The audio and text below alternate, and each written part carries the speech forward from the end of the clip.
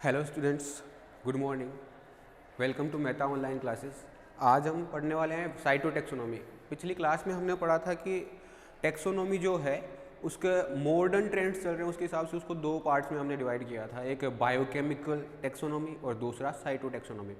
Biochemical taxonomy जो है उसके अंदर हमने पढ़ा था कि वो वाली टैक्सोनॉमी जो बायोकेमिकल्स की स्टडी के बेसिस पर ऑर्गेनिजम्स को डिवाइड करती है, उसको हम बोलते हैं बायोकेमिकल टैक्सोनॉमी। ठीक है। उसके बाद हम देख रहे थे कि साइटोटैक्सोनॉमी किसको बोलते हैं। तो साइटोटैक्सोनॉमी वो वाली टैक्सोनॉमी जो डील करती है उन करेक्टर्स के साथ जो साइटोलॉजिकल करेक्टर्स है, जैसे कि क्रोमोजोम, मेनली क्रोमोजोम के ऊपर बेस्ड होती है। साइटोटैक्सोनॉमी जो है वो मेनली क्रोमोजोम की स्ट्रक्चर, क्रोमोजोम के नंबर, क्रोमोजोम में सेंट्रोमियर की पोजीशन क्या होगी उस पोजीशन के ऊपर बेस्ड करता है साइटोलॉजिकल टैक्सोनॉमी। उस पोजीशन में जैसे सेंट्रोमियर के पोजीशन के हिसाब से जो क्रोमोसोम है वो अलग अलग टाइप के होते हैं, जैसे acrocentric, telocentric centromere, acrocentric centromere और मेटासेंट्रिक सेंट्रोमियर, और साथ के साथ में एक सब मेटासेंट्रिक। ऐसे अलग अलग टाइप के क्रोमोसोम होते हैं। उन क्रोमोसोम के ऊपर जो सेंट्रोमियर की पोजीशन थी उसके हिसाब से। ठीक है। उसके बाद जो क्रोमोसोम का नंबर है, जैसे कि हर एक ऑर्गेनिज्म में क्रोमोसोम का नंबर चेंज होता है। जैसे ह्यूमन में है कितना, जो हैप्लॉइड गैमीट्स होते हैं उनमें 23 और डिप्लॉइड में 46। ठीक है। वैसे ही अलग अलग ऑर्गेनिज्म के हिसाब से अलग अलग ऑर्गेनिज्म में वो क्रोमोसोम का नंबर वेरी करता रहता है, उसके हिसाब से ऑर्गेनिजम्स को डिवाइड करना। ठीक है, ये वाली चीज़ हो गई। उसके बाद क्रोमोसोम का बिहेवियर कैसा है वो उसके हिसाब से उसको डिवाइड करना। और उसके बाद ये सारी चीज़ें। ठीक है। तो साइटोटैक्सोनॉमी में ऑर्गेनिज्म को कैसे डिवाइड कर रहे हैं? Organisms are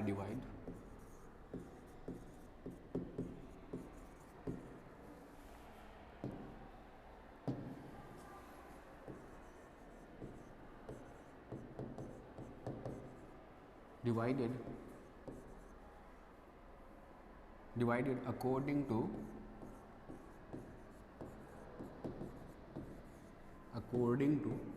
cytological characters.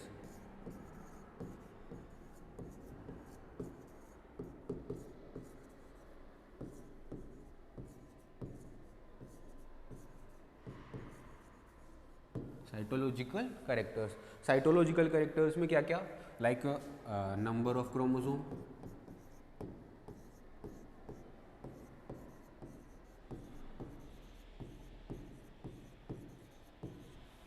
like structure of chromosome,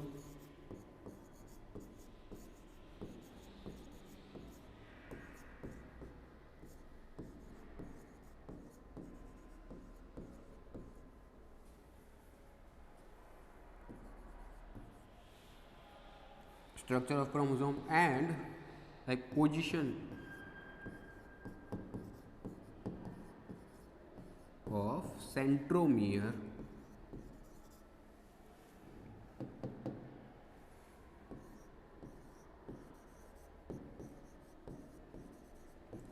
of centromere on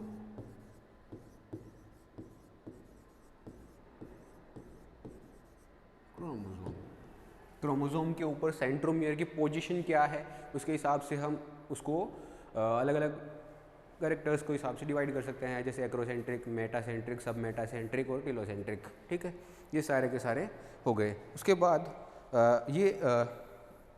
उसके बाद टैक्सोनॉमी जो है उसको कुछ पीरियड्स में डिवाइड किया गया है। जैसे जो हिस्ट्री हम जब पढ़ते हैं तो हिस्ट्री को भी जैसे ancient period, medieval period and modern history, ऐसे तीन पार्ट्स में डिवाइड किया गया। वैसे ही इसको तीन पीरियड्स में डिवाइड किया गया, फर्स्ट पीरियड, सेकंड पीरियड और थर्ड पीरियड। फर्स्ट पीरियड सबसे पुराना वाला पीरियड, जिसके अंदर सबसे पहले वाले जो टैक्सोनॉमिस्ट थे वो आए थे, जैसे एरिस्टोटल, डेमोक्रेटस और लीनियस तक के जितने भी है, एरिस्टोटल से स्टार्ट करके लीनियस तक के जितने भी साइंटिस्ट थे जिन्होंने टेक्सोनोमिक कैरेक्टर्स के हिसाब से प्लांट्स एंड एनिमल्स को अलग अलग कैटेगरीज में डिवाइड किया, वो सारे के सारे जो मतलब एरिस्टोटल से लेकर के लीनियस तक वाले जिस पीरियड में आते हैं उसको बोलते हैं अपन फर्स्ट पीरियड। ठीक है, उसके बाद सेकंड पीरियड जो है वो चार्ल्स डार्विन से स्टार्ट होता है, उसके बाद में स्टार्ट होता है। चार्ल्स डार्विन जैसे ही आते हैं, चार्ल्स डार्विन ने इवोल्यूशनरी थ्योरी दी थी कि ऑर्गेनिज्म का इवोल्यूशन कैसे हुआ, ओरिजिन ऑफ स्पीसीज़ की थ्योरी दी थी कि स्पीसीज़ का ओरिजिन कैसे हुआ, उसके अंदर वेरिएशंस आने से नई नई स्पीसीज़ का ओरिजिन होता है। नेचुरल सिलेक्शन बताया था कि नेचुरल सिलेक्शन क्या करता है, नई स्पीसीज़ के ओरिजिन में साथ ही साथ में उसके सिलेक्शन में कि कौन सा वाला ऑर्गेनिज्म जिंदा रहेगा, कौन सा वाला नहीं रहेगा, उसको डिसाइड करने में हेल्प करती है। ठीक है, सेकंड पीरियड हो गया। उसके बाद में ना जो मॉडर्न टेक्सोनॉमी पीरियड है वो 1930 के बाद में जितने भी साइंटिस्ट आते हैं, 1930 के बाद में जितने भी साइंटिस्ट आते हैं वो सारे साइंटिस्ट मॉडर्न पीरियड के अंदर इंक्लूड किए जाते हैं, जितने भी आ गए। ठीक है, ठीक है। उसके बाद पीरियड्स ऑफ टेक्सोनॉमी।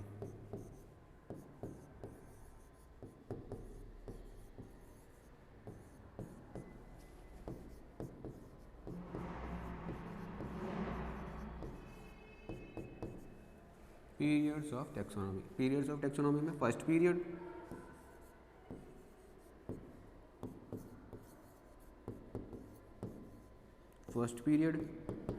पीरियड कहाँ से स्टार्ट होता है? फर्स्ट पीरियड स्टार्टेड फ्रॉम, या यूँ लिख लो कि फर्स्ट पीरियड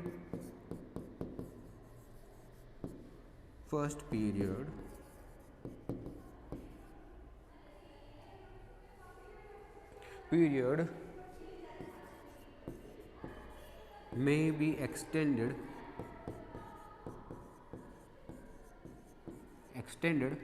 from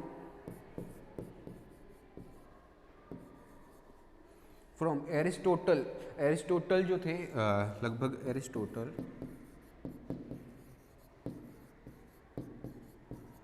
एरिस्टोटल का जो पीरियड था वो लगभग था 384 टू 322 BCE।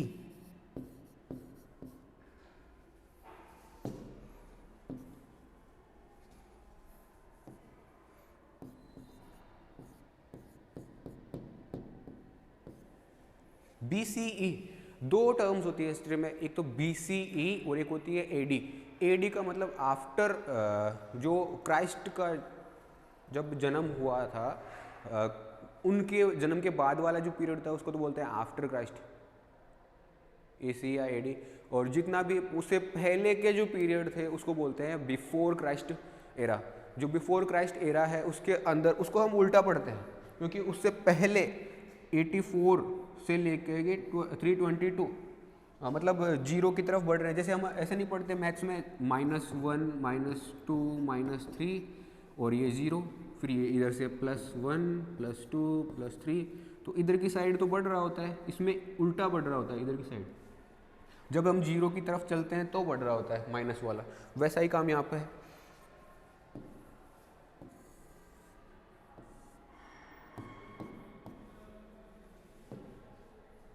तो ये एरिस्टोटल के पीरियड से, एरिस्टोटल का पीरियड था लगभग 384 से 322 BCE एंड टू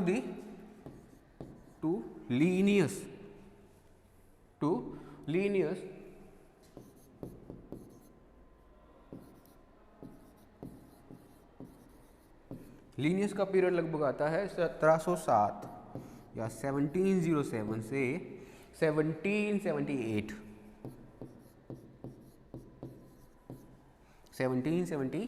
तक। इस पीरियड के बीच में जितने भी साइंटिस्ट आते हैं उन सब साइंटिस्ट को इंक्लूड किया गया है फर्स्ट वाले पीरियड के अंदर। फर्स्ट वाला पीरियड जो है इसके अंदर सबसे पहला काम क्या हुआ, अब जब केरोलस लीनियस की बात कर रहे हैं तो केरोलस लीनियस का नाम लेते ही हमें याद आता है कि इन्होंने क्या किया था, बाइनोमियल नोमेनक्लेचर को इंट्रोड्यूस कराने वाले साइंटिस्ट का नाम क्या है, केरोलस लीनियस। तो सबसे पहला वाला काम तो हम यही कर लेते हैं कि इसके अंदर इंट्रोड्यूस किया गया था in this period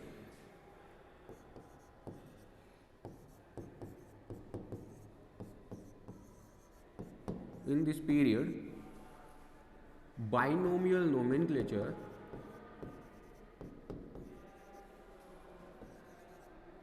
binomial nomenclature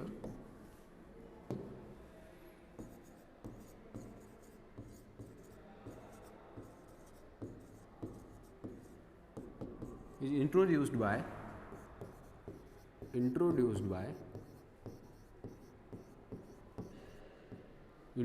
by Carolus Linnaeus. C.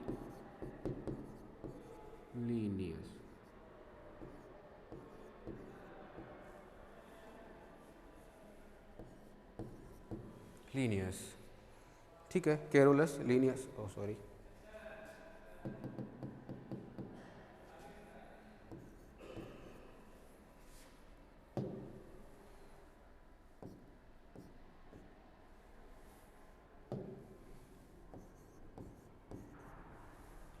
Carolus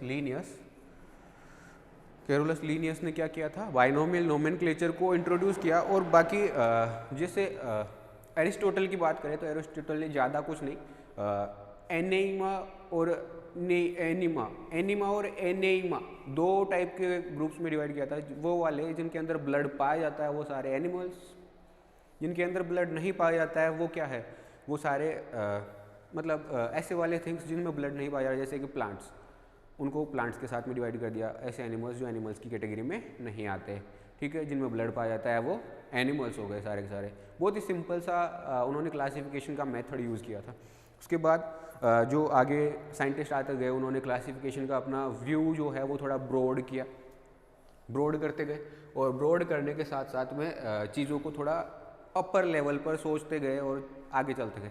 उसके बाद जो सबसे लास्ट में आए थे वो आए थे कैरोलस लीनियस इस पीरियड में, फर्स्ट पीरियड में, जिन्होंने क्या किया, बाइनोमियल नोमेनक्लेचर दिया। क्या बोले ये कि जो एक ऑर्गेनिज्म है उसके नाम में दो वर्ड्स को यूज़ में लेंगे हम। पहला जो वर्ड होगा वो होगा जीनस, उसके जीनस का नाम होगा। दूसरा जो वर्ड होगा वो होगा उसकी स्पीसीज़ का नाम होगा, ठीक है। और उसको हम कैसे लिखेंगे, जीनस के नाम को हम लिखेंगे थोड़ा बड़े अक्षर से स्टार्ट करेंगे, स्टार्ट करते टाइम बड़े अक्षर से स्टार्ट करेंगे। और जो स्पीसीज़ वाला है उसको बड़े वाले जो अक्षर है, कैपिटल लेटर है, उससे स्टार्ट नहीं करेंगे, उसको छोटे वर्ड से ही स्टार्ट करेंगे, छोटे कैपिटल लेटर में ही स्टार्ट करेंगे, ठीक है। दूसरा इन्होंने बोला था कि इसका जो ओरिजिन है बाइनोमियल नोमेनक्लेचर का वो इटैलिक्स में है, तो इटैलिकरण करना पड़ेगा, इसका इटैलिफिकेशन करना पड़ेगा। उसके लिए क्या करना पड़ेगा, वर्ड्स को या तो तिरछा लिखो, तिरछे लिखो, ठीक है, या फिर क्या करें, उनको तिरछा नहीं लिखोगे तो अंडरलाइन कर दो। जैसे आप हाथ से लिख रहे हो तो तिरछा नहीं लिखोगे, तो फिर क्या करोगे, उसको अंडरलाइन कर दो, ठीक है। हर एक वर्ड को अलग अलग, जैसे जीनस वाले वर्ड को अलग अंडरलाइन कर दो और स्पीसीज वाले को अलग से अंडरलाइन कर दो, ऐसे अंडरलाइन करना है। ये सारी चीज़ें हो गई। उसके बाद में ना इसमें हेरार्कियल सिस्टम को इंट्रोड्यूस किया था। जो लीनियस है उन्होंने सबसे पहले हेरार्कियल सिस्टम को इंक्लूड किया था, और इसके अंदर जो मेन क्लासेस टेक्सा इंक्लूड किए गए थे वो टेक्सा कौन कौन से थे, क्लास, ऑर्डर, जीनस और स्पीसीज, ये कैटेगरीज इन्होंने इंट्रोड्यूस की थी। कैरोलस लीनियस ने क्या किया था, introduce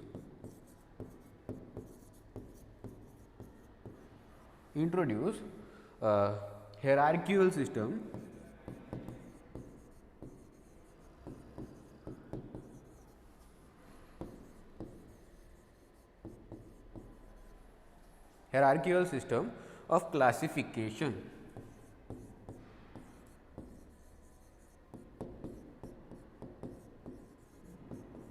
hierarchical system of classification. और हायरार्किकल सिस्टम ऑफ क्लासिफिकेशन में भी जो प्लांट्स और एनिमल्स के लिए जो मेन कैटेगरीज इंट्रोड्यूस की गई थी वो क्या क्या थी, कैटेगरीज आर इंट्रोड्यूस्ड।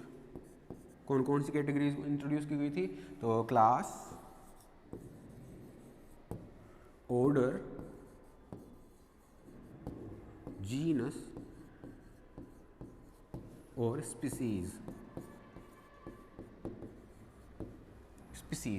ये कुछ कैटेगरीज इंट्रोड्यूस की गई थी। स्पीसीज, ये कुछ कैटेगरीज जो है वो इंट्रोड्यूस की गई थी, किसके द्वारा, कैरोलस लीनियस द्वारा, ठीक है। उसके बाद आया सेकंड पीरियड। ये सेकंड पीरियड जो है इसको अपन इवोल्यूशनरी क्लासिफिकेशन से रिलेटेड पीरियड भी बोल सकते हैं, क्योंकि इसमें ना चार्ल्स डार्विन जो थे वहाँ से स्टार्ट होता है। और इन्होंने यहीं से स्टार्ट हुई थी कि कैसे ऑर्गेनिजम्स को हम इवोल्यूशनरीली रिलेट करें, इवोल्यूशनरीली रिलेट करके इवोल्यूशनरी रिलेशनशिप इस्टेब्लिश करें इनके बीच में, हर एक ऑर्गेनिज्म के बीच में इवोल्यूशनरी रिलेशन को इस्टेब्लिश करते हुए हम इनको कैसे क्लासीफाई कर सकते हैं। ठीक है, तो ये सारी चीज़ें स्टार्ट हुई, इसलिए इस वाले सेकंड वाले पीरियड को हम क्या बोल देते हैं,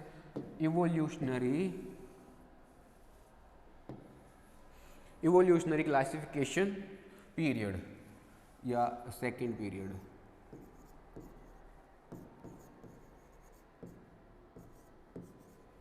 सेकंड पीरियड किससे स्टार्ट हुआ? This period is called also called तो इसको और क्या नाम दे सकते हैं, evolutionary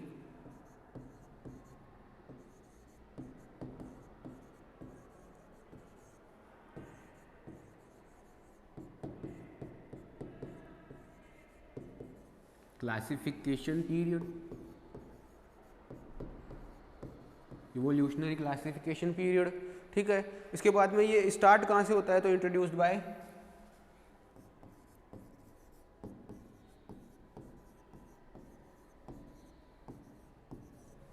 Charles Darwin.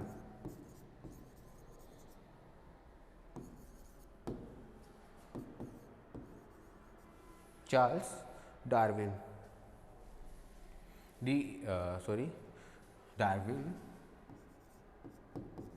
Charles Darwin ने स्टार्ट किया था, इसको इंट्रोड्यूस किया था कब, 1809 टू 1882 के बीच में इस चार्ल्स डार्विन जी का पीरियड था। ठीक है, चार्ल्स डार्विन जी का पीरियड कब आया, 1809 टू 1882। ठीक है, इसके बाद में क्या हुआ, वेरिएशंस जो ऑर्गेनिजम्स के बीच में पाए जा रहे हैं उसको मेन फोर्स माना गया, किसके लिए, इवोल्यूशन के लिए। इन्होंने बताया कि variation is the main force,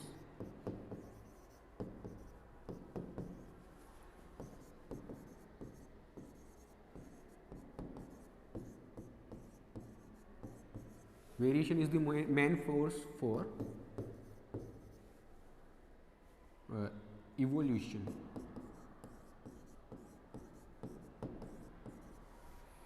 variation is the main force for evolution. इसी को इस वाले पीरियड में सबसे ज़्यादा एक्सटेंसिवली स्टडी किया गया है, डिस्कस किया गया है। जो डार्विन था इन्होंने जो पब्लिश की थी बुक अपनी, उस बुक का नाम था ओरिजिन ऑफ स्पीसीज। ये बहुत ही चर्चा में रही हुई बुक है, the book published by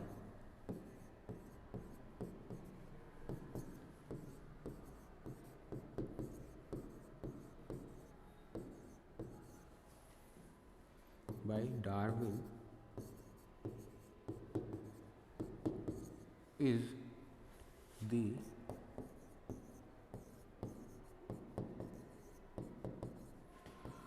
origin of species।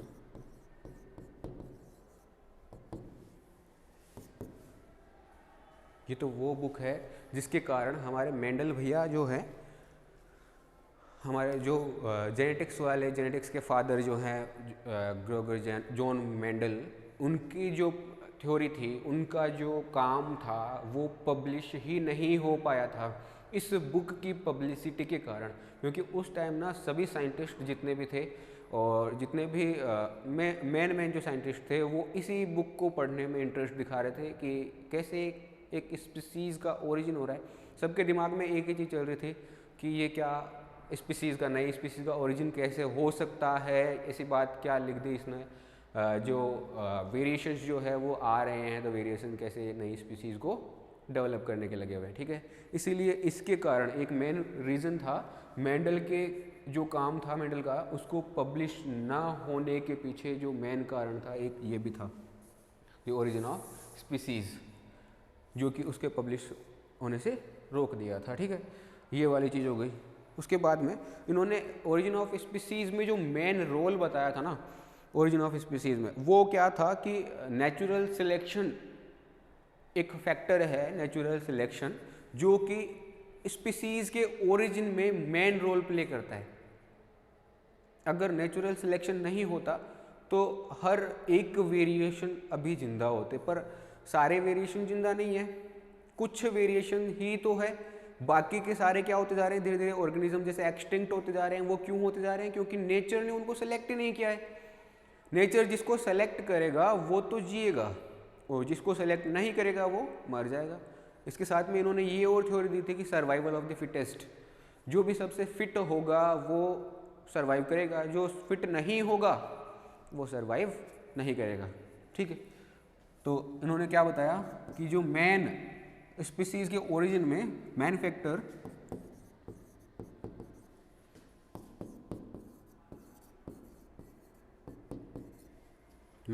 in origin of species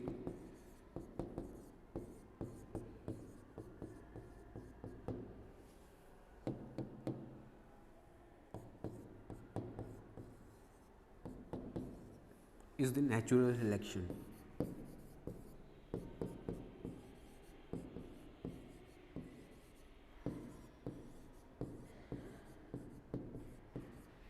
Natural selection.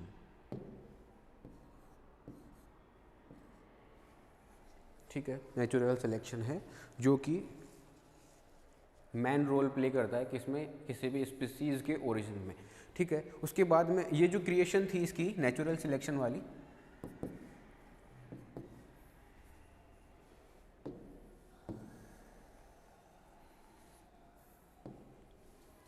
ये नेचुरल सिलेक्शन वाली जो क्रिएशन थी इसकी,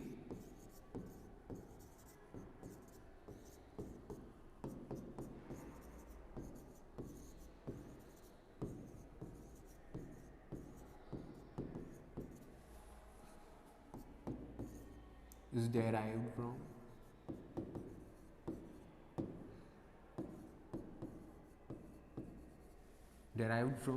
Lamarckism,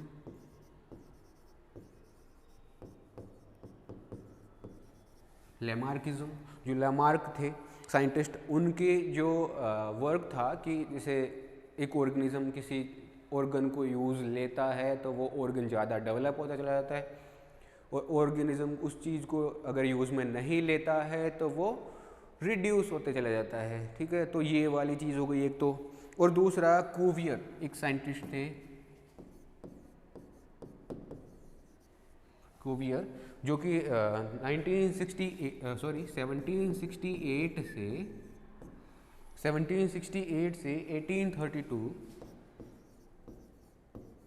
पीरियड में, इस पीरियड के अंदर वर्क कर रहे थे। इनके दोनों के जो वर्क थे उन वर्क्स के अकॉर्डिंग इनकी जो थ्योरी थी उस पर उसको डेराइव करते हुए चार्ल्स डार्विन ने अपनी थ्योरी किसकी चीज़ के लिए दी थी, ओरिजिन ऑफ स्पीसीज़ के लिए। जैसे उन्होंने जो मेन काम किया था वो क्या था, डार्विन की फिंचेस पर। फिंचेस एक आइलैंड था गैलापेगोस, ठीक है, उसके ऊपर जितने भी फिंचेस पाई जा रही थी अलग अलग, जैसे कुछ फिंचेस थी जो फ्रूट्स को कंज्यूम कर रही थी, कुछ फिंचेस थी जो सीड्स को कंज्यूम कर रही थी, कुछ फिंचेस थी जो कि कार्निवोरस टाइप की थी, जो मतलब शिकारी टाइप की हो गई, प्रेडेटर टाइप की हो गई। तो वैसे अलग अलग टाइप की फिंचेस थी जो अलग अलग फूड को कंज्यूम कर रही थी। स्पीसीज एक ही से ओरिजिनेट हुई है सारी की सारी, पर उनकी जो बीक थी, उनकी बीक की शेप, अगर कोई फूड को कंज्यूम कर रही है तो उस हिसाब से उसकी बीक की शेप, अगर कोई सीड को कंज्यूम कर रही है तो उस हिसाब से उसकी बीक की शेप, और कोई अगर शिकार कर रही है, कोई प्रेडेटर फिंचेस है तो उसकी बीक की शेप उसके हिसाब से होगी। ऐसा इन्होंने बताया कि इसके अंदर वो वाला, जैसे लामार्किज्म है, लेमार्क ने कहा था कि जिस ऑर्गन को हम जिस तरीके से यूज़ में लेते हैं वो उस हिसाब से डेवलप होता चला जाता है। तो वैसा ही इसने बताया कि जिस बीक थी उसको फल खाने के लिए या फ्रूट ईटिंग के लिए यूज़ में ले रहे हैं तो वो उस हिसाब से डेवलप हो गई। अगर उसको सीड कंज्यूम करने के लिए यूज़ में ले रहे हैं तो वो उस हिसाब से डेवलप हो गई, और उसी का अगर प्रीडेशन के लिए काम में लिया जा रहा है तो वो उस हिसाब से डेवलप हो गई। ठीक है, तो ये सारी चीज़ें कहाँ से डराई हुई, लेमार्किज्म और कूवियर के जो कॉन्सेप्ट थे, उन्होंने जो डिस्कवरी की थी उसके ऊपर बेस्ड थी। पीरियड नंबर थर्ड, उसके बाद आता है पीरियड थर्ड पीरियड।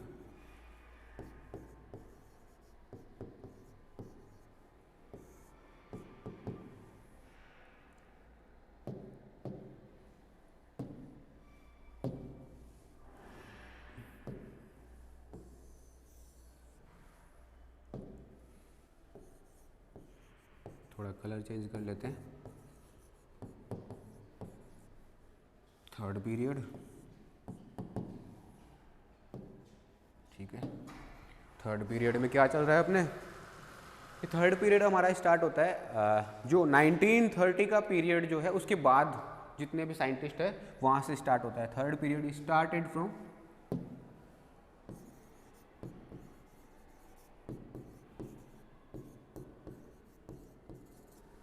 1930 के बाद में जितने भी साइंटिस्ट आएंगे उन सब के लिए कौन सा वाला पीरियड हो गया हमारा, थर्ड पीरियड, ठीक है। इसमें ना स्टडी करते हैं हम जेनेटिक्स की, जेनेटिक लेवल पे ऑर्गेनिज्म को स्टडी किया गया। थर्ड पीरियड की सबसे खास बात तो क्या थी कि ऑर्गेनिज्म को स्टडी किया हमने कहाँ पर, जेनेटिक लेवल पर, study of genetics.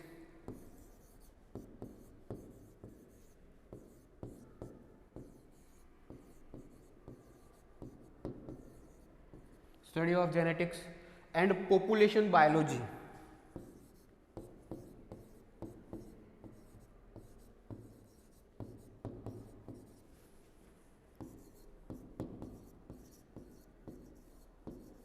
Population biology, genetics और पॉपुलेशन बायोलॉजी की स्टार्ट की, उसके हिसाब से टैक्सोनॉमी को डिवाइड किया गया। Population biology was started, study of genetics and population biology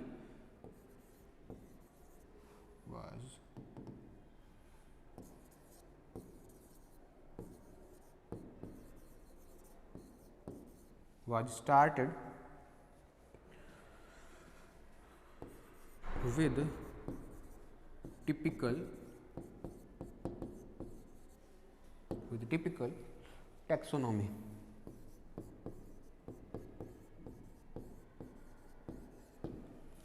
taxonomy, जो टैक्सोनॉमी है उसके साथ में हमने एक चीज़ को और स्टडी करना स्टार्ट कर दिया, एक तो जेनेटिक्स और दूसरा पॉपुलेशन बायोलॉजी की। पॉपुलेशन के अंदर जो भी कंज्यूम करने की कैटेगरीज चल रही है, जैसे कि निके, एक निश या निके की स्टडी, ठीक है, उसके हैबिट और हैबिटाट की स्टडी, उसकी mortality rate, birth rate, per capita birth rate, per capita death rate वगैरह वगैरह, ये सारी चीज़ें हो गई।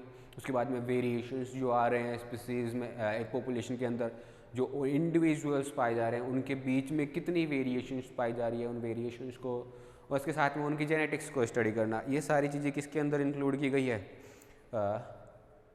थर्ड पीरियड के अंदर। थर्ड पीरियड में जो सबसे मेन काम किया वो किया था जूलियस J.S. हक्सले।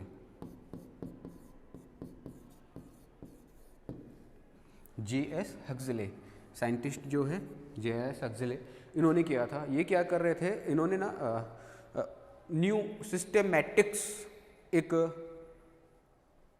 पब्लिकेशन था न्यू सिस्टेमैटिक्स, ठीक है, उसको पब्लिश किया था इन्होंने, J.S. हक्सले ने।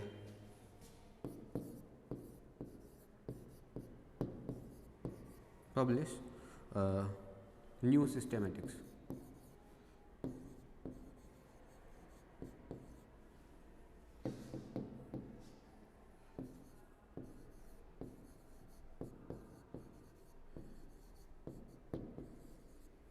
न्यू सिस्टेमेटिक्स को पब्लिश किया, ठीक है, जिसके इसमें ना इन्होंने क्या किया कि इंट्रा स्पेसिफिक वेरिएशंस को स्टडी किया।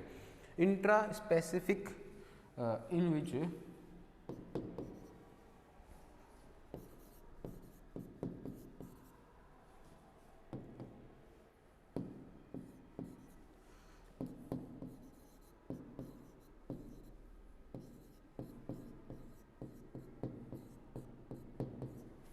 intraspecific variations are studied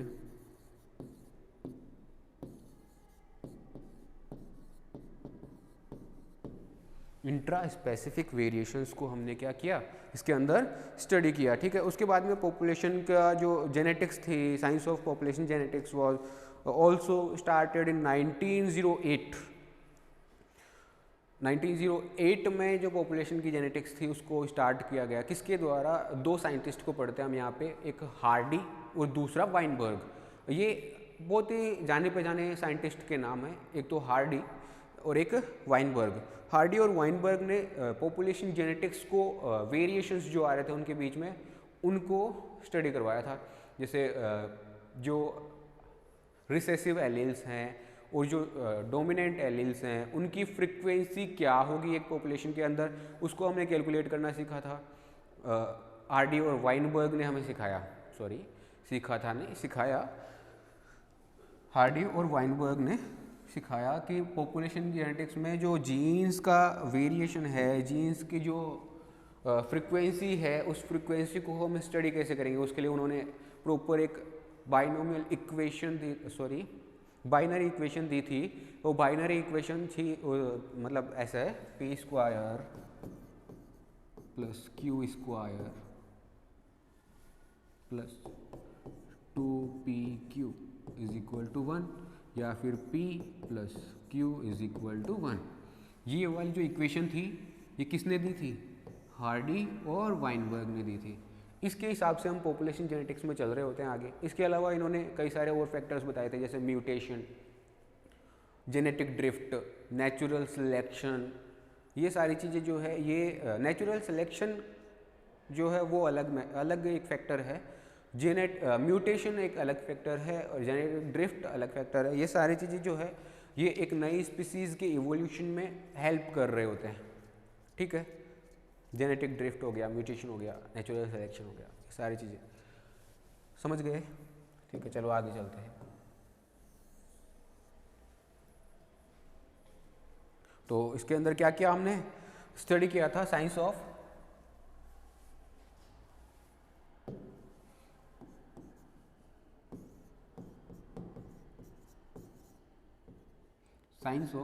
population genetics,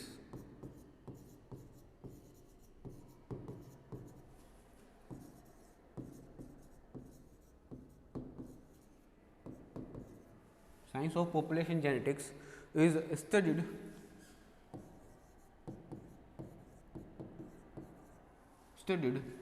by W. Weinberg, W. Weinberg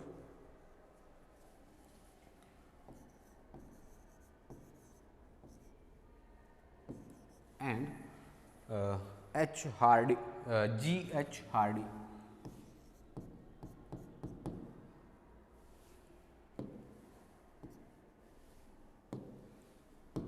G.H.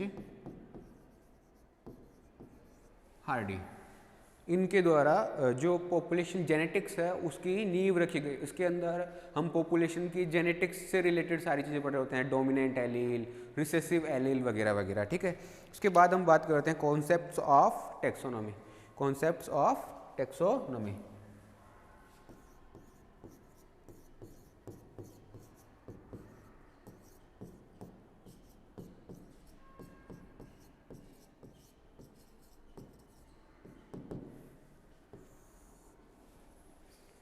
जो टेक्सोनॉमी है वो मेयर और एस्लोक जो है उन्होंने सबसे पहले टेक्सोनॉमी को दो पार्ट्स में डिवाइड किया था, ये हमें पता है, माइक्रो टेक्सोनॉमी और मैक्रो टेक्सोनॉमी। ठीक है, जो माइक्रो टेक्सोनॉमी जो है उसमें कॉन्सेप्ट्स ऑफ स्पीसीज की स्टडी, जो भी स्पीसीज से रिलेटेड जितने भी कॉन्सेप्ट थे उन कॉन्सेप्ट्स की स्टडी को इन्होंने इंक्लूड किया है। ठीक है, इन 1975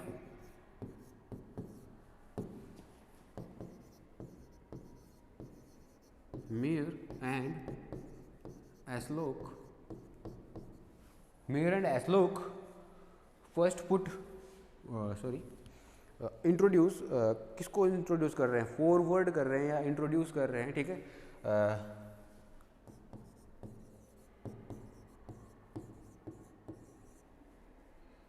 micro taxonomy,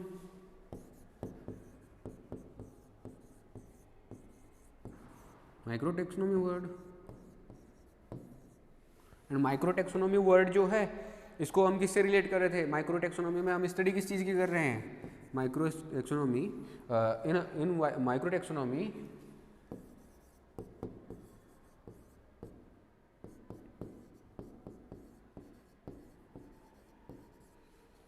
involves microtaxonomy involves the study of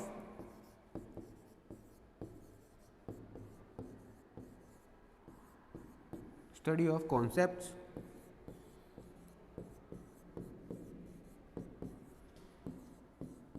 of species,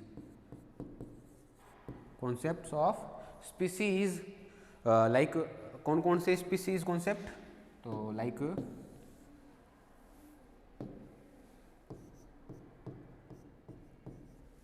अलग अलग टाइम पे अलग अलग स्पीसीज कॉन्सेप्ट दिए गए, जैसे typological species concept,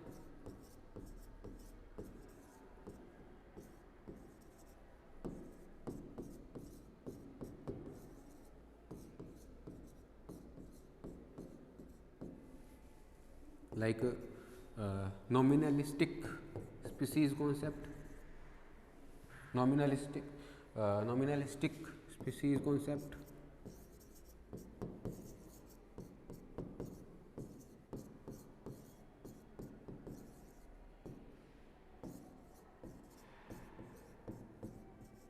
nominalistic species concept। उसके बाद biological species concept हो गया,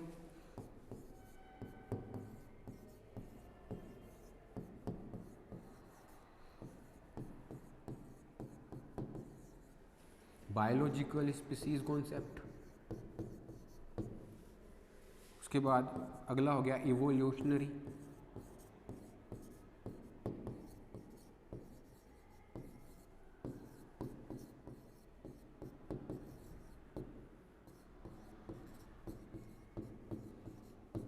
ये सारे जो स्पीसीज कॉन्सेप्ट है, इन कॉन्सेप्ट के हिसाब से इन कॉन्सेप्ट की स्टडी करना, ठीक है, उसको अपन क्या बोल रहे हैं, कॉन्सेप्ट ऑफ स्टडी, ये sorry taxonomy, concepts of taxonomy, इन सारे कॉन्सेप्ट्स को इसके अंदर इंक्लूड किया गया है।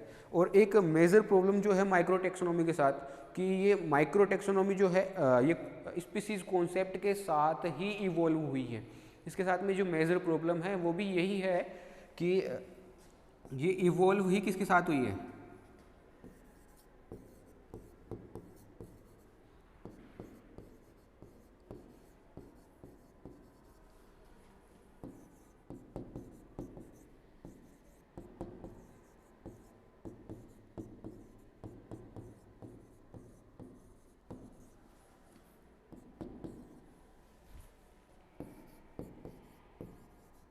is that it evolves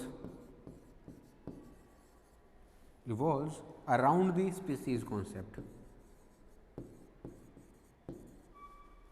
around the species concept। इसके साथ में मेजर प्रॉब्लम ही क्या है कि ये इवॉल्व ही कहाँ हुई है, स्पीसीज कॉन्सेप्ट के अराउंड।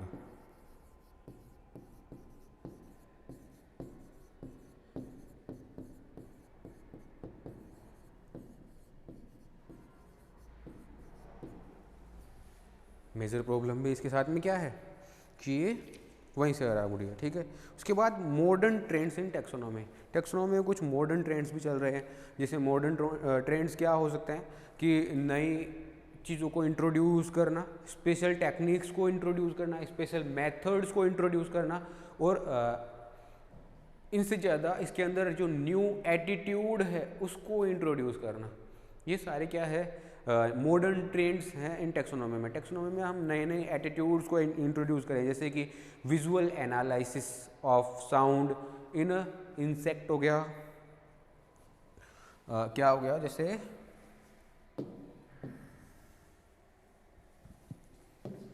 पहले बात कर लेते हैं modern trends in taxonomy.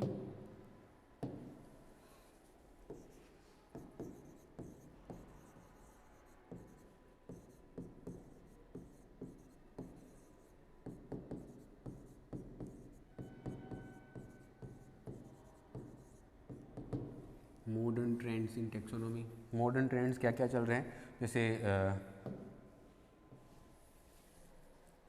Taxonomy में हम मॉडर्न ट्रेंड्स में स्टडी करना, जैसे कि क्या क्या, जैसे पहले तो इसको इंट्रोड्यूस किसने किया था, तो इसको इंट्रोड्यूस करने वाले थे हक्सले, जो 1940 में आए थे।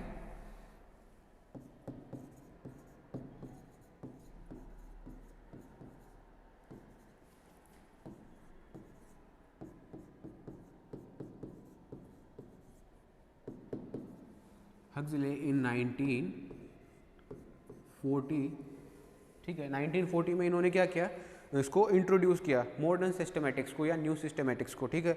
और इस मॉडर्न सिस्टमेटिक्स में ना हम क्या कर रहे होते हैं, जो एटीट्यूड है, नए स्पेशल एटीट्यूड है, उन एटीट्यूड्स की स्टडी कर रहे होते हैं, उन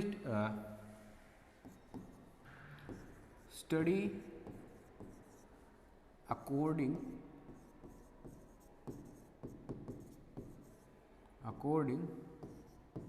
टू न्यू एटीट्यूड्स,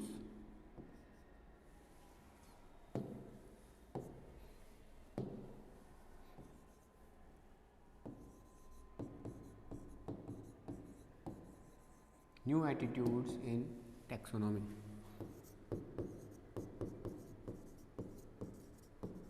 और ये न्यू एटीट्यूड्स हो क्या कह सकते हैं, तो utilisation of ever increase number of characteristics, ये सारी चीजें हो गई। सबसे पहले तो क्या हो गया,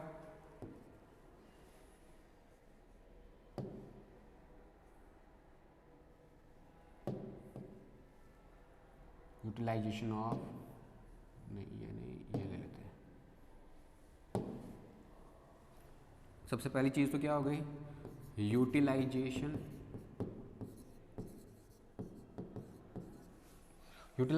of ever increase number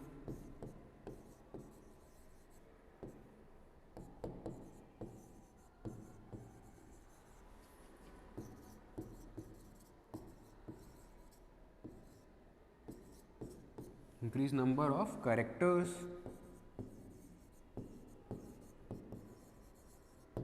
increase number of characters, and दूसरा जो है वो है acceptance of new tools and techniques.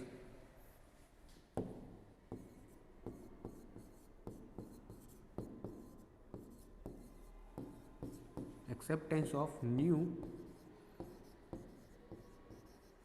Tools and techniques,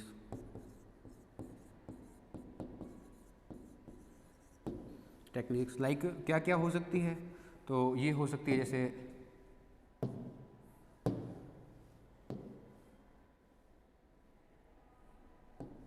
ये ले लेते हैं, new tools and techniques like study of visual analysis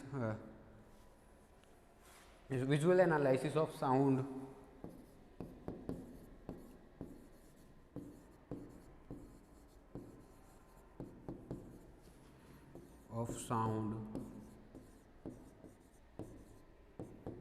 in insects हो गए, insects, frog and birds। Frog and birds में जो विजुअल एनालिसिस है, जैसे किसी इंसेक्ट हो गया, जैसे फ्रॉग हो गया, बर्ड्स हो गया, इनके ऊपर साउंड का क्या इफेक्ट पड़ रहा है, कौन सा साउंड प्रोड्यूस करने पे ये क्या बिहेव करते हैं, ये सारी चीज़ें, इन चीज़ों की स्टडी करना किसके अंतर्गत आएगा, किसके अंदर हम इंक्लूड कर रहे हैं, visual analysis of sound in insect and birds and frog, ठीक है। ये सारी चीज़ों में इनमें इंक्लूड करना, ये क्या है, नई टूल एंड टेक्निक का इंट्रोडक्शन हो गया एक तरह से, नई चीज़ों को हम इंट्रोड्यूस कर रहे हैं। कैसे स्टडी करेंगे कि किसी भी इंसेक्ट के ऊपर उसका क्या इफेक्ट पड़ रहा है साउंड का, साउंड जब उसको मिल रहा है तो वो उसके प्रति क्या बिहेव कर रहा है, क्या हार्मोनल चेंजेस आ रहे हैं उसके अंदर, क्या केमिकल चेंजेस आ रहे हैं उसके अंदर। ये सारी चीज़ें देखने के लिए क्या करना पड़ेगा, हम नए टूल और टेक्निक्स को इसके अंदर इंट्रोड्यूस कराएंगे, ठीक है। उसके बाद एनालिसिस ऑफ कोर्टशिप बिहेवियर,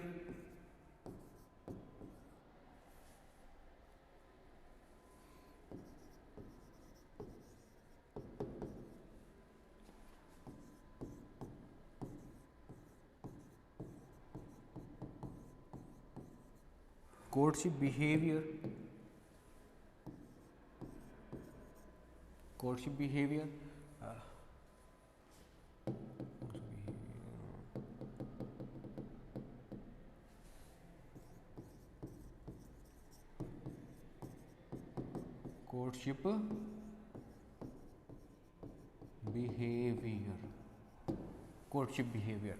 जो मेटिंग के लिए जो बिहेवियर ये शो करते हैं, जैसे एक मेल को मेटिंग करनी है, ठीक है, या फीमेल को मेटिंग करनी है, तो उसके लिए क्या करेगा वो एक बिहेवियर शो करेगा जिससे उसका जो मेट है, उसका जो साथी है, उसको पता पड़ जाए कि हाँ ये क्या करना चाह रहा है, अभी किस मूड में, ठीक है। तो इस चीज़ का पता लगाने के लिए उसको कुछ सिग्नल तो देने पड़ेंगे। तो वो सिग्नल कैसे देगा, उसके लिए क्या क्या बिहेवियर वो शो कर रहा है, वो सारी चीज़ें क्या है, उनकी स्टडी करने के लिए हम एनालिसिस करेंगे। Utilisation of biochemical characters,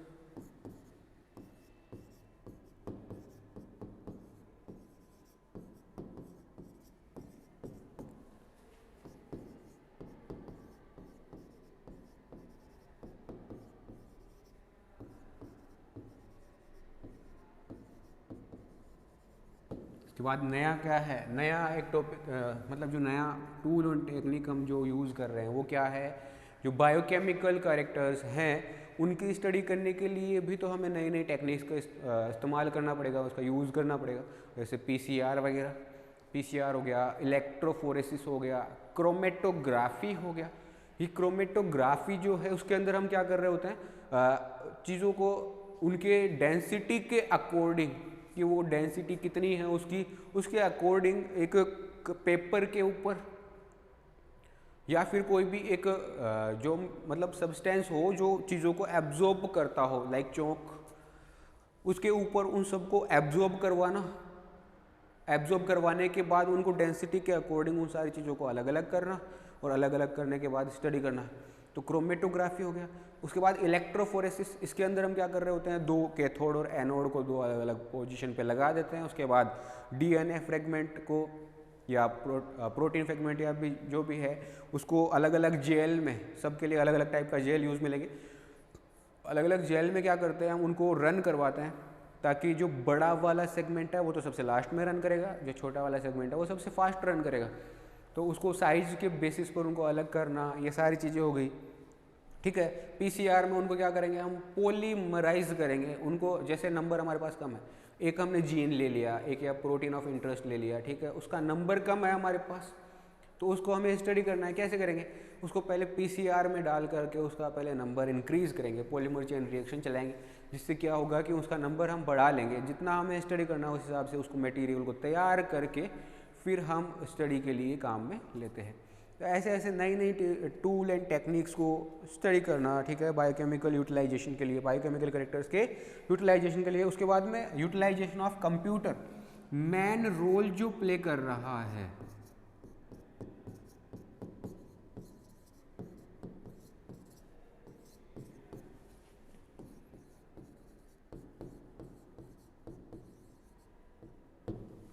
main role जो प्ले कर रहा है इन सब टूल्स एंड टेक्निक्स को ऐड करने में, वो कौन कर रहा है, कंप्यूटर। अगर कंप्यूटर ना होता तो हमारा जो विजुअलाइजेशन का जो ब्रॉड व्यू है वो इतना व्यू हो ही नहीं पाता, ब्रॉड हो ही नहीं पाता। हम किसकी हेल्प से ही कर पाते, किसी की हेल्प तो चाहिए होती ना डिटेक्ट करने के लिए, ऑब्जर्वर के तौर पर हमें कुछ तो चाहिए होता है। तो ऑब्जर्वर के तौर पर हम किसको लेते हैं, कंप्यूटर को लेते हैं। कंप्यूटर सारी चीज़ों को ऑब्जर्व करके हमें स्क्रीन पर शो कर रहा होता है कि ये सारी चीज़ें इस तरह से दिखाई दे रही है, ठीक है। तो इसलिए कंप्यूटर का भी एक मेन रोल है किसके अंदर, utilisation of biochemical characters and other behaviour वगैरह जो भी हम शो कर रहे हैं उन सब की स्टडी में, ठीक है। उसके बाद हम क्या करते हैं कि कोई जो भी क्लासिफिकेशन से रिलेटेड कॉन्सेप्ट्स हैं उनका फर्दर क्लैरिफिकेशन होना चाहिए। Clarification of concept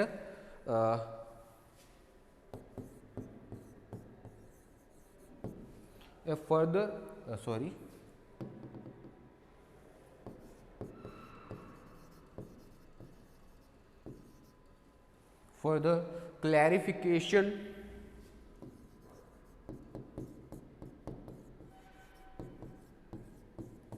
of concepts of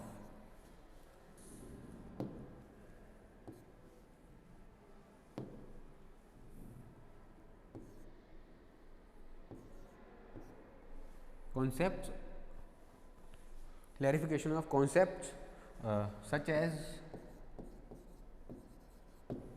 such as, जैसे कौन कौन से कॉन्सेप्ट हो गए, जैसे separation of taxa from categories. सबसे पहला तो क्या, separation of taxa from categories.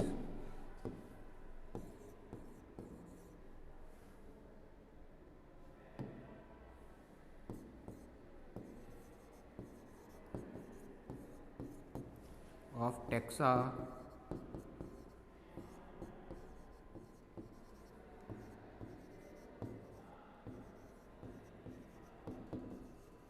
From categories. Categories से कैसे टैक्सा को हम क्या कर सकते हैं, अलग कर सकते हैं।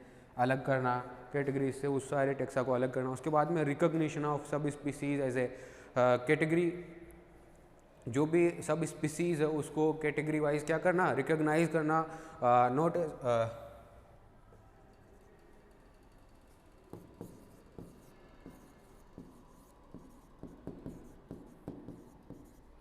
Recognition of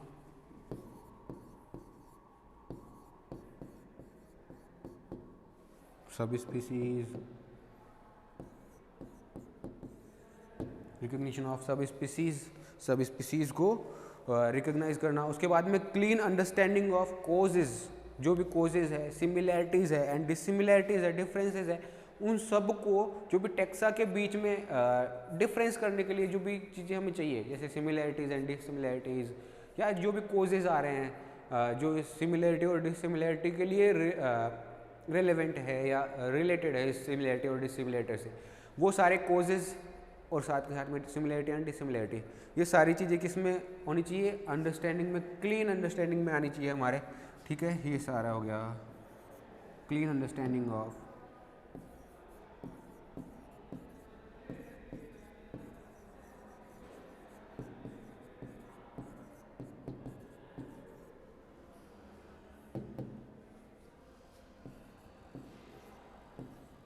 clean understanding of causes of similarities,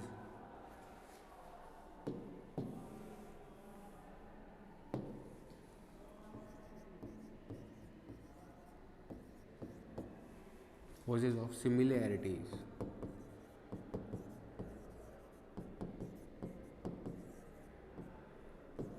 and differences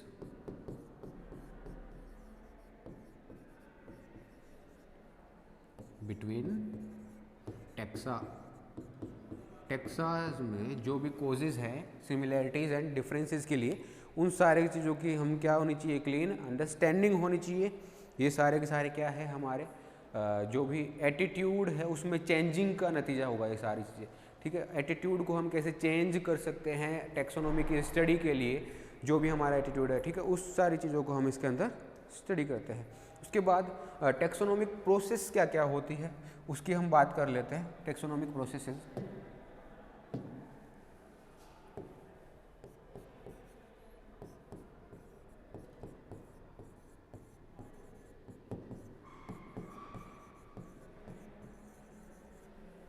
taxonomic process, taxonomic processes में क्या क्या आएगा, तो टैक्सोनॉमिक प्रोसेस जो है उसके अंदर बेसिकली जो स्पीसीज थ्योरी है वो सारी की सारी मॉडर्न टैक्सोनॉमी के मेथड जो है उसके ऊपर डिपेंड करती है। जो भी हमारी स्पीसीज थ्योरी है नई वाली, वो स्पीसीज कॉन्सेप्ट्स के ऊपर डिपेंड ना करके क्या कर रही होती है, मॉडर्न टैक्सोनॉमिक मेथड्स के ऊपर लाई करती है या डिपेंड करती है। ठीक है, उसके मॉडर्न टैक्सोनॉमिक जो भी मेथड है वो क्या क्या इंक्लूड करते हैं, तो ऑब्टेनिंग ऑफ सूटेबल स्पेसिमेन हो गया। सबसे पहले तो क्या करेंगे, ऑब्टेन करेंगे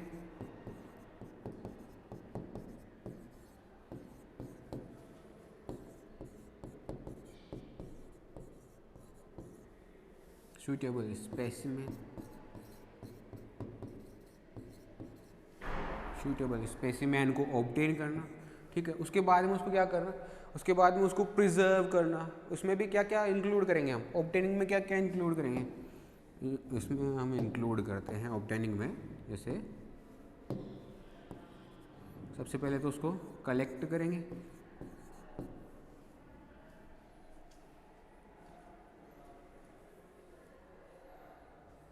सबसे पहले तो क्या करेंगे, कलेक्ट करेंगे, उसके बाद उसको प्रिजर्व करेंगे,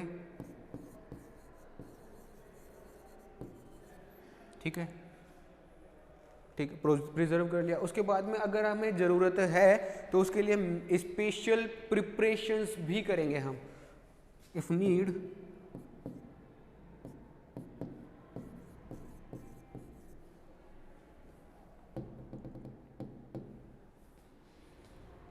if need we have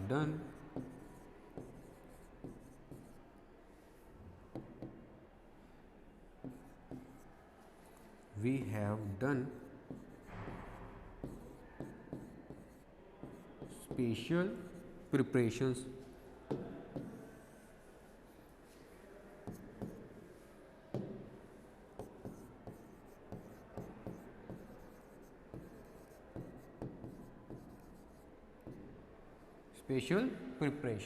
special preparation हम करेंगे, ठीक है। उसके बाद में क्या करते हैं, जो स्पेसिमेन है उनको कंपेयर करना किसके साथ में, जो भी हमारी नॉन रेंज है, जितने भी हम टेक्सास को हम जानते हैं ना, उन टेक्सा की रेंजेस से, कि ऊपर अपर रेंज में जितने भी टेक्सा आते हैं उन सब से पहले रिलेट करो, फिर उसके बाद में नीचे वाले जो टेक्सा है उन सब से रिलेट करो, और फिर उसकी पोजीशन डिसाइड करना, ठीक है। तो उसको क्या करेंगे, कंपेयर करेंगे,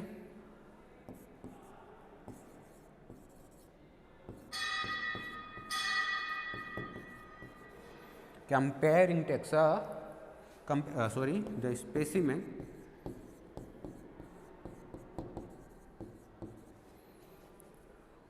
comparing the specimen from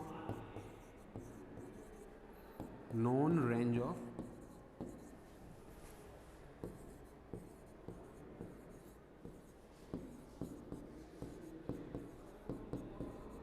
taxa, non range of taxa से उसको कंपेयर करना, उसके बाद में करेक्टली आइडेंटिफाइंग करना,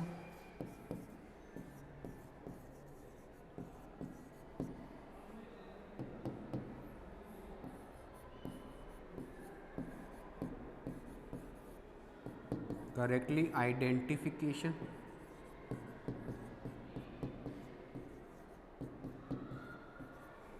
करेक्टली क्या करेंगे, आइडेंटिफाई करेंगे। आइडेंटिफिकेशन करने के बाद जब हमने आइडेंटिफाई कर लिया तो determine best position of specimen, इसका क्या करेंगे फिर,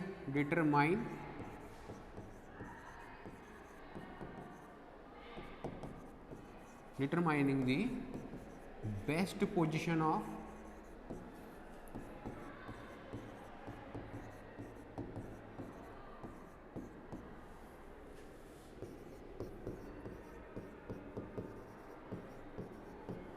स्पेसिमेन, इसकी जो स्पेसिमेन है इसकी सबसे बेस्ट पोजीशन को हम डिटरमाइन करेंगे, ठीक है। इसके बाद ये हो गया, डिटरमाइनिंग हो गई। उसके बाद क्या करेंगे, उसके बाद हम करेंगे अवेलेबल एविडेंस को हम लेंगे और उसके इवोल्यूशन को, स्पेसिमेन का जो इवोल्यूशन है उसको सजेस्ट करने के लिए अवेलेबल जो हमारे पास एविडेंस है उनको स्टडी करेंगे।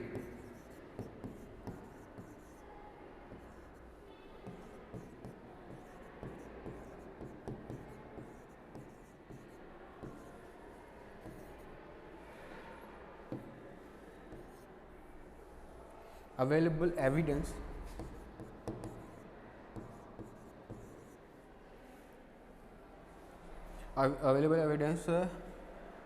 for study of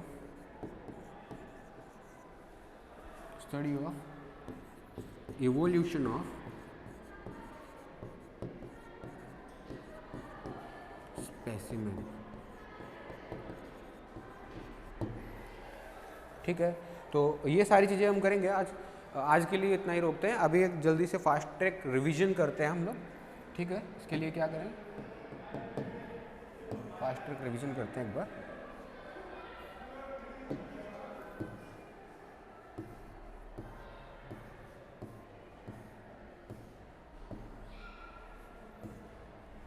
सबसे पहले हमने क्या पढ़ा था, साइटोटैक्सोनॉमी। सबसे पहले हमने पढ़ा साइटोटैक्सोनॉमी। साइटोटैक्सोनॉमी के अकॉर्डिंग हम क्या कर रहे थे, ऑर्गेनिज्म को साइटोप्लाज्मिक कैरेक्टर्स के अकॉर्डिंग डिवाइड कर रहे थे, जैसे कि क्रोमोसोम का नंबर, क्रोमोसोम का स्ट्रक्चर, क्रोमोसोम के सेंट्रोमियर की पोजीशन, ये सारी चीज़ें हो गई। उसके बाद हम स्टडी कर रहे थे कि पीरियड्स, कौन कौन से पीरियड्स में टैक्सोनॉमी को डिवाइड किया हमने, तो 3 पीरियड्स में हमने डिवाइड किया था टैक्सोनॉमी को, फर्स्ट पीरियड, सेकंड पीरियड और थर्ड पीरियड। फर्स्ट पीरियड वो वाला पीरियड जिसके अंदर हम स्टडी कर रहे थे कि कहाँ से स्टार्ट हुआ था फर्स्ट पीरियड, हमारा फर्स्ट पीरियड स्टार्ट हुआ था एरिस्टोटल से, जो कि आए थे 384 से 322 BCE में। उसके बाद कहाँ तक हुआ फर्स्ट पीरियड, लीनियस तक। लीनियस आए थे 1707 टू 1778। जो इसमें फर्स्ट पीरियड की जो मेन खास बात थी वो क्या थी, बाइनोमियल नोमेनक्लेचर। बाइनोमियल नोमेनक्लेचर को इंट्रोड्यूस किया गया था इसके अंदर, किसके द्वारा, कैरोलस लीनियस के द्वारा। इसके बाद और क्या क्या किया गया था, तो हायरार्किकल सिस्टम ऑफ क्लासिफिकेशन को इंट्रोड्यूस किया गया था, वही कैरोलस लीनियस के द्वारा। इन्होंने एक काम और किया था, क्या कि कुछ कैटेगरीज को भी डिसाइड कर दिया था, क्लास, ऑर्डर, जीनस और स्पीसीज, ये 4 कैटेगरीज इन्होंने बता दी थी। उसके बाद हम सेकंड पीरियड पे आ गए थे। सेकंड पीरियड जो है वो स्टार्ट हुआ था हमारा डार्विन, चार्ल्स डार्विन से। चार्ल्स डार्विन क्या कर रहे थे, चार्ल्स डार्विन ने बताया कि जो क्लासिफिकेशन है, जो टैक्सोनॉमी है, उसको हम इवोल्यूशनरी रिलेशन के साथ में पढ़ सकते हैं। तो इस वाली को हम क्या बोलते हैं, इवोल्यूशनरी क्लासिफिकेशन पीरियड भी बोलते हैं, क्योंकि इसमें ना ऑर्गेनिज्म को इवोल्यूशनरीली एक दूसरे से रिलेट करके फिर पढ़ा गया था, फिर इस टैक्सोनॉमी की स्टडी की गई थी। ठीक है, तो इसमें मेन फैक्टर जो था वो क्या था, नेचुरल सिलेक्शन, जो कि क्या कर रहा था, एक स्पीसीज के ओरिजिन में मेन रोल प्ले कर रहा था। ठीक है, तो नेचुरल सिलेक्शन हो गया। उसके बाद में कहाँ से डेराइव किया था ये नेचुरल सिलेक्शन का जो मेथड था, इन्होंने कैरोलस लीनियस ने जो डेराइव किया था वो कहाँ से किया था, लेमार्किज्म और कुवियर के कॉन्सेप्ट से। ठीक है, उसके बाद हम थर्ड पीरियड पे आए थे। तो थर्ड पीरियड में हमने स्टार्ट कर दी थी पॉपुलेशन जेनेटिक्स की स्टडी और पॉपुलेशन बायोलॉजी की स्टडी। पॉपुलेशन बायोलॉजी और पॉपुलेशन जेनेटिक्स की स्टडी के अकॉर्डिंग हम थर्ड पीरियड को पढ़ रहे थे। उसके बाद हमने पढ़ा कि कॉन्सेप्ट्स ऑफ जो क्लासिफिकेशन है या कॉन्सेप्ट्स ऑफ टैक्सोनॉमी है उसका हम पढ़ रहे थे कि कॉन्सेप्ट ऑफ टैक्सोनॉमी क्या क्या है। तो कॉन्सेप्ट ऑफ टैक्सोनॉमी में सबसे पहला वाला था टाइपोलॉजिकल स्पीसीज कॉन्सेप्ट, उसके बाद था अपना नॉमिनलिस्टिक स्पीसीज कॉन्सेप्ट, उसके बाद था बायोलॉजिकल स्पीसीज कॉन्सेप्ट और एक था इवोल्यूशनरी स्पीसीज कॉन्सेप्ट। टाइम के अकॉर्डिंग ये सारे के सारे कॉन्सेप्ट हमारे आते जा रहे थे। इसके बाद में हमने ये देखा था कि जो टैक्सोनॉमी के जो कॉन्सेप्ट है वो किसके, कौन सी ब्रांच के अंदर हम स्टडी कर रहे होते हैं इन सब की, तो हम स्टडी कर रहे होते हैं इनको माइक्रो टैक्सोनॉमी जो ब्रांच है उसके अकॉर्डिंग। ठीक है, उसके बाद हम मॉडर्न ट्रेंड्स इन टैक्सोनॉमी पढ़ रहे थे। मॉडर्न ट्रेंड्स क्या क्या थे,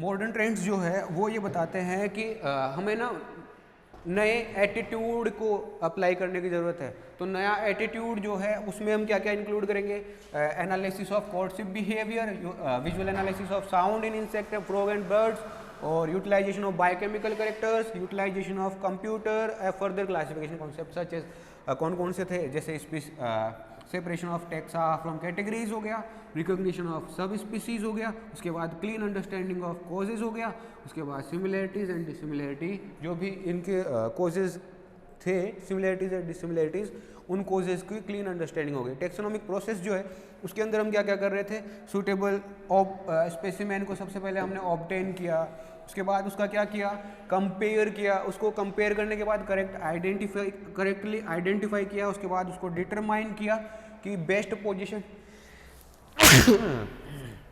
डिटरमाइन किया कि बेस्ट पोजीशन क्या हो सकती है स्पेसिमेन की। उसके बाद हमने स्टडी में जो अवेलेबल एविडेंस है उन सबको इंक्लूड करके ये देखा कि क्या स्पेसिमेन इवॉल्व हो रहा है या नहीं। तो आज के लिए इतना ही, ठीक है, गुड बाय, टाटा।